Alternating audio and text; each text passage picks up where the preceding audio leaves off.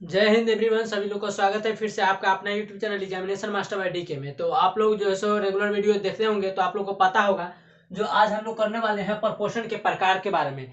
तो हम लोग पिछला वीडियो में पोषण के प्रकार पढ़ लिए थे कि पोषण कितने प्रकार के होते हैं और उसे क्या कहते हैं, ठीक है, उसके बारे में पढ़ लिए थे। अब आते हैं प्रपोषण के बारे में पढ़ लेते हैं। उसके बाद जैसे आप प्रपोषण के बारे में पढ़ेंगे जो प्रपोषण के कितने प्रकार होते हैं और उसे क्या क्या कहते हैं, ठीक है, और किस किस में जो है सो पोषण की विद्या होता है। तो चलिए इसके बारे में जो है आज क्लास को शुरू करते हैं। क्लास 10 से संबंधित है। अब बायोलॉजी का जय पराक्रम चैप्टर यानी कि फर्स्ट चैप्टर नहीं कर रहे हैं। सभी चैप्टर को सभी सब्जेक्ट के जो है सो प्रॉपर तरीके से एकदम अस्थायी रूप से एकदम आराम से चलेंगे, ठीक है। तो चैनल पर नए हैं तो जरूर सब्सक्राइब करके नोटिफिकेशन कॉल कर लीजिएगा और शाम 6 बजे आप लोग जो वीडियो इस चैनल के माध्यम से प्रोवाइड हो जाएगा। तो जब तक आप लोग नोटिफिकेशन कॉल नहीं कीजिएगा सब्सक्राइब करके तब तक आपको नोटिफिकेशन नहीं गिरेगा कि वीडियो कब प्रोवाइड यानी कि कब डाला गया है चैनल पर, ठीक है। तो सब्सक्राइब कर लीजिएगा। अच्छा लगे तो जरूर लाइक करके सेशन को शेयर जरूर कीजिएगा, वीडियो को शेयर जरूर कीजिएगा कि मेरा मेहनत जो है अन्य स्टूडेंट तक पहुंच जाए, ठीक है।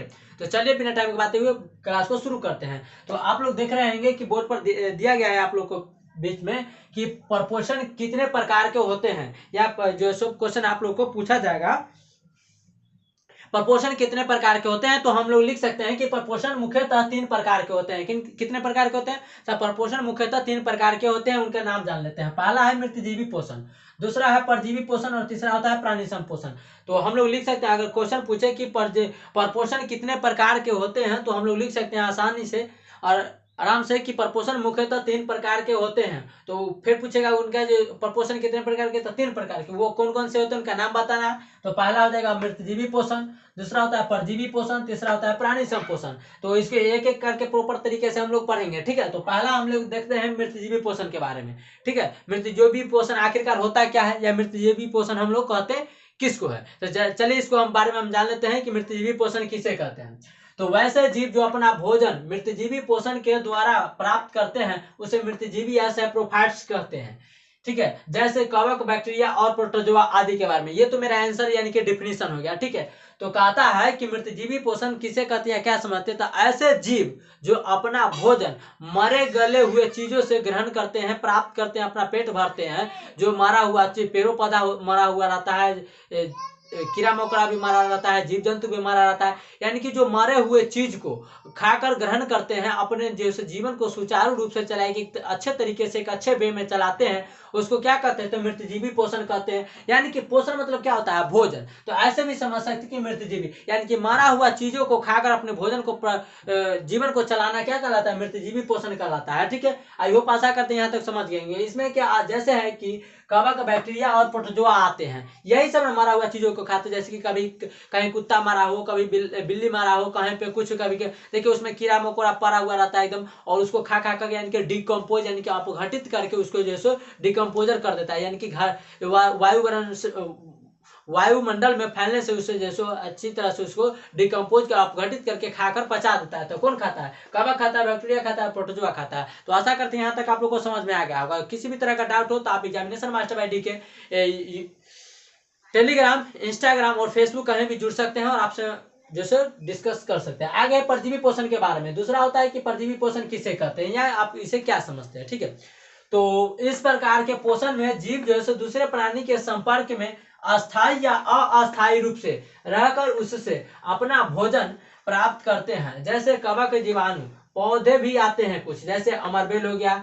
उसके बाद कुछ जंतु भी आते हैं जैसे गोल कृमि हो गया, टेपवर्म हो गया, एंटामीबा हो गया, हिस्टोलिटिका हो गया, मलेरिया आदि। यानी कि इसमें क्या होता है कि परजीवी पोषण में कि जैसे कि मान के चलिए कवक, बैक्टीरिया भी आ जाते हैं, कुछ पौधे भी आ जाते हैं, कुछ जंतु भी आ जाते हैं, ठीक है। तो ये सारी चीज जो है सो परजीवी के यानी कि इस प्रकार में जो सो भोजन संपर्क, यानी कि कहने का मतलब है कि ये सब जो होते हैं जैसे कि कवक, जीवाणु हो गया, अमरबेल, अमरबेल जिसको क्या कहते हैं?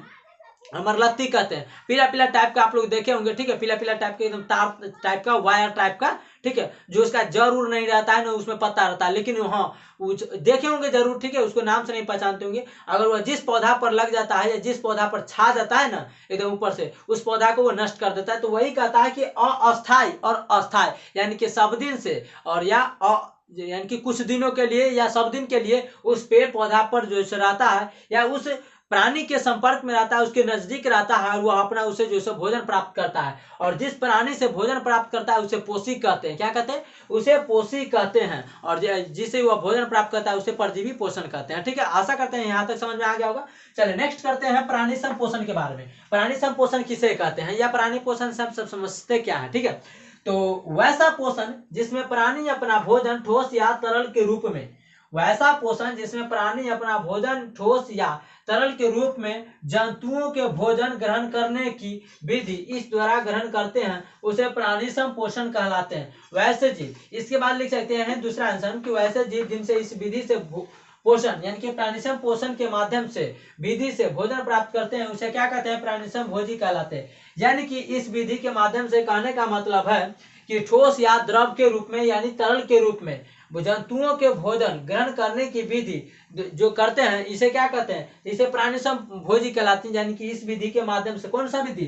तो प्राणिसम पोषण विधि के माध्यम से जो जीव जंतु भोजन प्राप्त करते हैं उसे प्राणिसम भोजी कहलाते हैं। इसमें आ जाएगा अमीबा, आ जाएगा मेढक, आ जाएगा मनुष्य, आ जाएगा। ठीक है, यानी कि क्वेश्चन आप लोग से पूछा जाएगा कि मनुष्य या अमीबा या मेढक, मनुष्य, अमीबा या मेढक ये कौन से पोषण के अंतर्गत आते हैं? आप लोग को ऑब्जेक्टिव पूछे या सब्जेक्टिव पूछे? ऐसे तो ऑब्जेक्टिव में इसमें पूछेगा कि मनुष्य किस पोषण के अंतर्गत आते हैं, तो हम लोग लिखेंगे क्या? प्राणिसम पोषण के बारे में।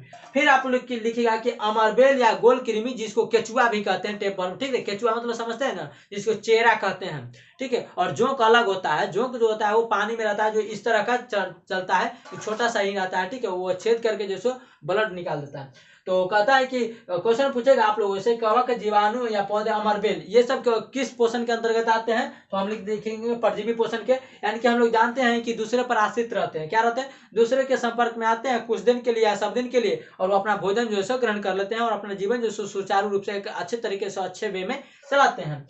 और पोषण यानी कि अमीबा, मेढक, मनुष्य ये सब किस पोषण के अंतर्गत आते हैं? तो ये आते हैं प्राणिसम पोषण के अंतर्गत। आगे पूछेगा कवक, बैक्टीरिया, प्रोटोजोआ, तो ये क्या करते हैं? तो ऐसे याद रख लीजिएगा, कवक, बैक्टीरिया यानी कि पिलुआ पताई जो होता है वो किसके यानी कि सड़े गले चीजों पर लगे हुए रहते हैं, तो उसको डिकम्पोज यानी कि खा खा कर उसको पचाने की कोशिश करते हैं और वायुमंडल को स्वच्छ बनाने में कोशिश करते हैं। तो ये क्या कहलाएगा? मृतजीवी, यानी कि मरा हुआ चीज को खाता है, तो इसीलिए मृतजीवी कहलाता है। ठीक है, तो आगे पढ़ेंगे, हम लोग पढ़ेंगे यानी कि जीवों में पोषण प्राप्त करने की अलग अलग विधियां। ये तो हम लोग पढ़ लिए पोषण के बारे में। तो आशा करते हैं आप लोग से 3 से 4 वीडियो हो गया होगा। ठीक है, इसके हम स्थायी से तरीके एकदम अच्छे वे में समझाने की कोशिश करते हैं। तो पोषण के बारे में पढ़ लिए, पोषण मुख्यतः रिकैप कर लेते हैं। आप लोग वीडियो जरूर एक बार जाकर देख लीजिएगा, 2 वीडियो पिछला देख लीजिएगा। ठीक है, तो पोषण मुख्यतः कितने प्रकार के? तो पहला होता है 2 प्रकार के, एक होता है स्वपोषण, एक होता है परपोषण। स्वपोषण पेड़ पौधे में होता है, परपोषण जो होता है कुछ जीव जंतुओं में होता है। उसके बाद होता है परपोषण कितने प्रकार के? तो परपोषण 3 प्रकार के, एक होता है मृतजीवी, दूसरा होता है परजीवी,